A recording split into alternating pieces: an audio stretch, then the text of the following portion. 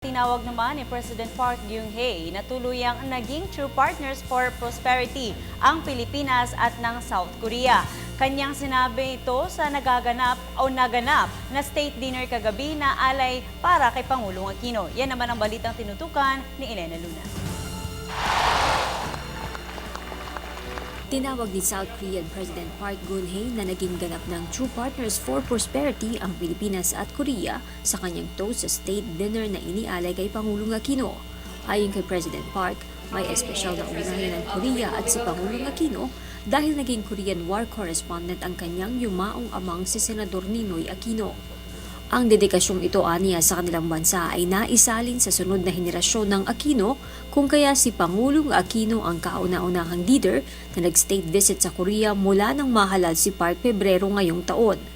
Batid ng leader ng Korea na mahilig ang mga Pilipino sa Korean novela at ang mahigit 1 milyong mga turistang Koreano sa Pilipinas. Hindi rin nakaligtaan ni President Park na purihin ang magandang takbo ng ekonomiya sa Pilipinas.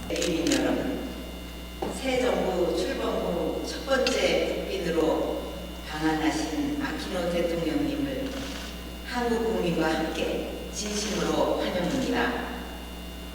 Sa toast naman ni Pangulong Aquino, inihambing niya si President Park sa inang si dating Pangulong Corazon Aquino sa pagtala ng kasaysayan dahil siya ang kauna-unahang presidenteng babae ng Korea. Binalikan rin ng Pangulo ang Korean War na nagpatibay sa kapatiran ng Korea at Pilipinas. Though we had little to give, we were determined to help however we could.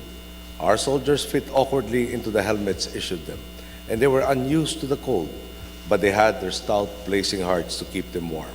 They knew that ultimately, they were fighting for ideals common to all of humanity, human dignity, freedom, and the opportunity to pursue aspirations free from the shackles of oppression. Ang pagkakaibigang ito, ayon sa Pangulo, ay nagpatuloy hanggang sa ngayon. And the Korean people have in turn responded in the name of these values that we share. We are working for the joint development and progress of our respective peoples. In particular, enjoys many tangible signs of how mutually beneficial our relationship is. Proof of these are the construction of the Halaor River Multipurpose Project Stage 2 in Iloilo and the completion of the Guindian Airport, both of which were achieved with the generous assistance of the Korean people and government. Ito ang unang pagbisita ni Pangulong Aquino sa bansang Korea. Para sa Telebisyon ng Bayan, Elena Luna, Seoul, South Korea.